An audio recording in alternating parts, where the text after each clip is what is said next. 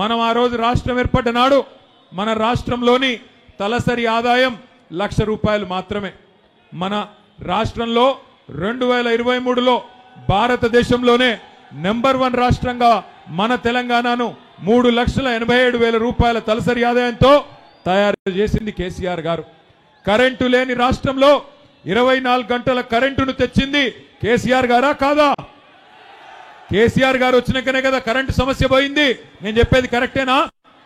Current సమస్య పరిష్కారం చేసి, మంచినీళ్ళ సమస్య పరిష్కారం చేసి, గ్రామాలలో చెరువులు బాగు చేసి, గ్రామాలలో గోదావరిని కృష్ణను అక్కడి నుండి నీళ్లు తీసుకొచ్చి వ్యవసాయాన్ని బాగా చేసి, హైదరాబాద్లో ఇగో ఇట్లాంటి షేక్పేట ఫ్లైఓవర్ లాంటి ఫ్లైఓవర్లు ఒకటి కాదు రెండు కాదు 42 ఫ్లైఓవర్లు, ఇగో ఇట్లాంటి షేక్పేట లాంటి బ్రిడ్జులు 42 ఫ్లైఓవర్లు కట్టి హైదరాబాద్లో ఇక్కడ అభివృద్ధి, పల్లెలలో అక్కడ అభివృద్ధి చేసి మొత్తానికి మన రాష్ట్రాన్ని భారతదేశంలో నెంబర్ 1గా నిలబెట్టింది కేసీఆర్ గారు.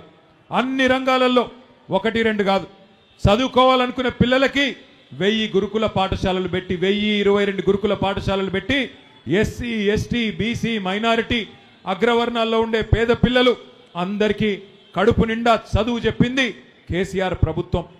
పుట్టిన బిడ్డకు కేసీఆర్ కిట్టు, అట్లాగే పెళ్లి చేసుకుంటే షాదీ ముబారక్ కళ్యాణ లక్ష్మి పేరు మీద ₹1,116. ఆడబిడ్డ పుడితే 13,000 ప్రభుత్వ ఆసుపత్రిలో, మగబిడ్డ పుడితే ₹12,000. ఇట్లా పుట్టిన బిడ్డ నుండి చనిపోయే ముసలి తాత దాకా అవ్వ దాకా అందరినీ ఆదుకున్నది కేసీఆర్ ప్రభుత్వం. ₹200 ఉండే పెన్షన్ కాంగ్రెస్ ప్రభుత్వంలో దానిని ₹2,000 చేసింది కేసీఆర్ గారి ప్రభుత్వం.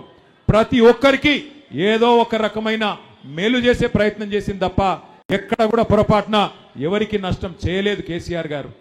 10 ఏళ్లలో ఎక్కడ ఉన్న తెలంగాణని కేసీఆర్ గారు ఎక్కడికి తీసుకొచ్చారో ఒక్కసారి గుర్తు తెచ్చుకోండి.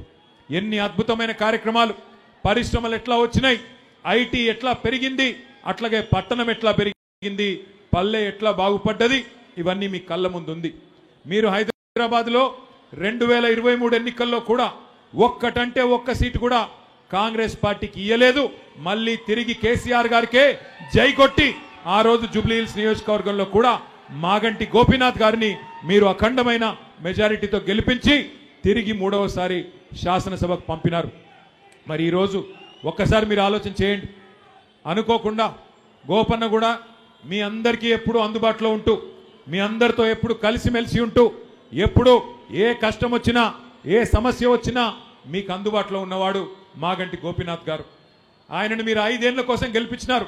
కానీ దురదృష్టవశాత్తు ఆరోగ్య సమస్యల వల్ల సంవత్సరంన్నర లోపలనే గోపీనాథ్ గారు మన మధ్యలో లేకుండా పోవడం మనందరికీ కూడా ఎంతో బాధ కలిగించిన విషయం. ఇవాళ ఆ కుటుంబం, ఏ కుటుంబం అయితే పార్టీకి సేవ చేసిందో, ఏ కుటుంబం అయితే జూబ్లీహిల్స్ నియోజకవర్గానికి గోపీనాథ్ గారి రూపంలో అండగా నిలబడ్డదో ఆ కుటుంబం ఒక పెద్ద దిక్కును కోల్పోయి ఇవాళ మీ ఆశీర్వాదం కోసం ఆ ఇంటి ఆడబిడ్డ మీ అందరి దగ్గరికి కూడా వస్తూ ఉన్నది. తప్పకుండా ఈ ఆడబిడ్డను మీరందరూ ఆశీర్వదిస్తారని, తప్పకుండా మంచి మెజారిటీతో గెలిపిస్తారని చెప్పి నేను బలంగా నమ్ముతా ఉన్నా. దయచేసి మీరందరూ కూడా ఒక్క విషయం ఆలోచించాలని నేను మనవి చేస్తా ఉన్నా. ఇప్పుడు వచ్చిన ఎన్నికతో, ఈ ఎన్నికల్లో గెలుపుతో, ఈ ఎన్నికల్లో ఓటమితో ప్రభుత్వానికి ఏమీ కాదు. కానీ ఒకసారి ఆలోచించండి, 2 ఏళ్ళయింది కాంగ్రెస్ ప్రభుత్వం వచ్చి. ఎవరికన్నా ఒక్క మనిషికి రాష్ట్రంలో ఏమన్నా మంచి జరిగిందా? ఒక్కసారి ఆలోచించండి. ఎన్ని మాటలు చెప్పినారు, ఎన్ని అబద్ధాలు చెప్పారు, ఎన్నెన్ని రకాల వాగ్దానాలు చేసినారో ఒక్కసారి గుర్తు తెచ్చుకోండి. హతేలీ మే జన్నత్ దిఖాకే, అరిచేతిలో స్వర్గం చూపెట్టి అందరికీ అడ్డగోలు హామీలు ఇచ్చి, ముఖ్యంగా గ్రామీణ ప్రాంతాల్లో ఉండే రైతాంగాన్ని, గ్రామీణ ప్రాంతంలో ఉండే మరి అక్కడ ఉండే పెద్దలని మోసం చేసి కళ్ళబొల్లి కబుర్లు చెప్పి 420 హామీలు ఇచ్చి ఇవాళ అధికారంలోకి వచ్చింది కాంగ్రెస్. అధికారం పెద్ద విషయం కాదు. 10 ఏళ్ళు మీరు మాకిచ్చారు, ఇవాళ వాళ్ళకి ప్రజలు అవకాశం ఇచ్చారు. నేను మిమ్మల్ని దయచేసి ఆలోచించమని కోరుతా ఉన్నా. 10 ఏళ్ల మా పరిపాలన మీ ముందుంది, 2 ఏళ్ల కాంగ్రెస్ పరిపాలన కూడా మీ ముంగట ఉన్నది. ఈ 2 ఏళ్ల కాంగ్రెస్ పరిపాలనలో ఎవరికైనా మంచి జరిగిందా, ఎవరికైనా మేలు జరిగిందా ఆలోచించి ఓటేయండి. కాంగ్రెస్ పార్టీకి ఓటేయడానికి ఒక్క కారణం ఉందా? దయచేసి ఆలోచన చేయండి. ఒక్కటంటే ఒక్క కారణం ఉందా? ఎన్ని మాటలు చెప్పినారు. పెద్ద మనుషులకి కేసీఆర్ గారు 2000 పెన్షన్ ఇస్తే మేము 4000 పెన్షన్ ఇస్తామని చెప్పినారు. అట్లాగే ప్రతి ఆడబిడ్డకి నెలకు 2500 రూపాయలు నెలకు ఇస్తామని చెప్పినారు. ఒక్క ఆడబిడ్డకైనా మరి అది కూడా 100 రోజుల్లో ఇస్తామని చెప్పినారు. ఒక్క ఆడబిడ్డకైనా నెలకు 2500 అందిందా? ఎవరికన్నా వచ్చిందా 2500? ఎవరికన్నా 4000 పెన్షన్ వచ్చిందా? తులం బంగారం ఇస్తామన్నారు, ఇచ్చినారా? తులం బంగారం వచ్చిందా? ఎవరికైనా గట్టిగా చెప్పాలా? ఆడపిల్లలకు స్కూటీలు ఇస్తామన్నారు, ఇచ్చినారా? పోనీ కేసీఆర్ గారు కష్టపడి బాగా చేసిన కరెంటుని ఇవాళ కరెంట్ అన్న సక్కగిస్తున్నారా ఈ ప్రభుత్వం? మంచినీళ్ళకు బిల్లులు వస్తున్నాయా? కేసీఆర్ గారు ఉన్నప్పుడు 20,000 లీటర్లకు ఫ్రీ వాటర్ ఇచ్చిండు. హైదరాబాద్లో 20,000 లీటర్లు ఫ్రీగా ఇక్కడ ఉండే పేదలకు ఇచ్చిండు. ఇవాళ ఈ ప్రభుత్వం వచ్చినాక బిల్లులు వస్తున్నాయా? వస్తున్నాయా లేవా? ఇవాళ కేసీఆర్ ఫ్రీగా ఇచ్చిన నీళ్లు కూడా ఇచ్చే తెలివి లేదు, ఇచ్చే ముఖం లేదు వీళ్ళకి. కరెంట్ ఇచ్చే తెలివి లేదు, నీళ్ళు ఇచ్చే తెలివి లేదు, పేదలకి పథకాలు ఇచ్చే తెలివి లేదు. కనీసం కేసీఆర్ గారు ఇచ్చిన పథకాలు కొనసాగించే తెలివి కూడా లేదు.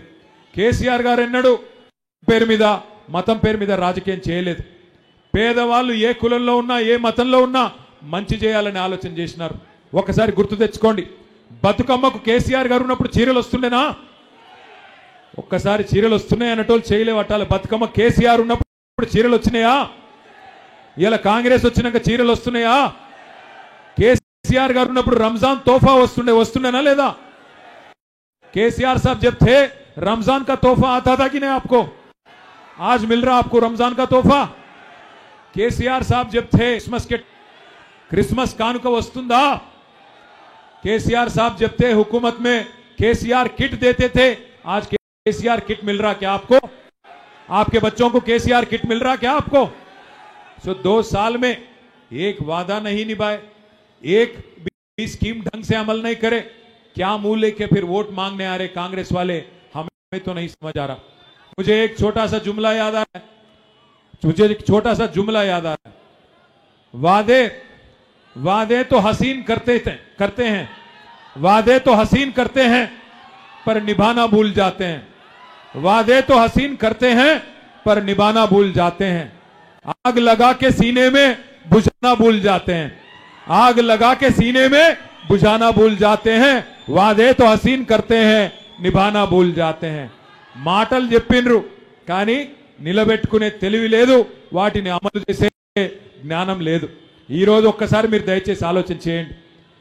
కేసీఆర్ గారు ఉన్నప్పుడు ఒక్కొక్క పేదవాడికి ఎంతో కొంత లాభం జరిగింది. జీవో నంబర్ 58 కింద, జీవో నంబర్ 59 కింద కేసీఆర్ గారు హైదరాబాద్ పట్టణంలో 1,50,000 మంది పేదవాళ్ళకి పట్టాలు ఇచ్చినారు. కానీ ఈరోజు ఆ కాంగ్రెస్ ప్రభుత్వం వచ్చిన తర్వాత కొత్తగా ఒక్క పట్టా ఇవ్వలేదు, కొత్తగా ఒక్క పేదవాడిని కూడా ఇవ్వలేదు. కేసీఆర్ గారు ఉన్నప్పుడు మీ జూబ్లీ హిల్స్ నియోజకవర్గానికి కూడా 3,500 మందికి డబుల్ బెడ్రూమ్ ఇండ్లు ఇచ్చినారు. మొత్తం హైదరాబాద్ లో 1,00,000 డబుల్ బెడ్రూమ్ ఇండ్లు కేసీఆర్ గారు కట్టించినారు.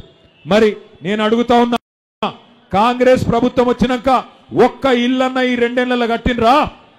ఒక్క ఇల్లు కట్టినరా?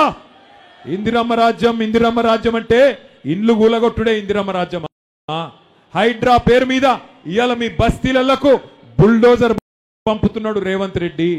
ఇందిరమ్మ రాజ్యం అంటాడు, మరి గరీబోళ్ళ ఇండ్ల మీదికి ఇవాళ బుల్డోజర్ పంపుతడమే ఇందిరమ్మ రాజ్యమా? ఆలోచన చేయండి. ఒకనాడు ఇందిరాగాంధీ గారు అన్నారు గరీబీ హటాओ అని, ఇప్పుడు రేవంత్ రెడ్డి గారు అంటున్నారు గరీబోంకో హటాओ, గరీబోంకో బేదఖల్ కరో, గరీబోంకో బేఘర్ కరో. అంటే ఇల్లు లేకుండా బయటికి మెడల్ పట్టి నూకుతున్నాడు రేవంత్ రెడ్డి గారు. కేసీఆర్ 1,00,000 డబుల్ బెడ్రూమ్ ఇల్లు కడితే రేవంత్ రెడ్డి గారు 2 సంవత్సరాలలో కొన్ని వేల పేదల ఇండ్లు నేలమట్టం చేసిండు. ఆ పేదల శాపాలు ఇలా ఈ కాంగ్రెస్ పార్టీకి ఉరితాడై చుట్టుకుంటాయనే మాట నేను మీకు విజ్ఞప్తి చేస్తా ఉన్నా.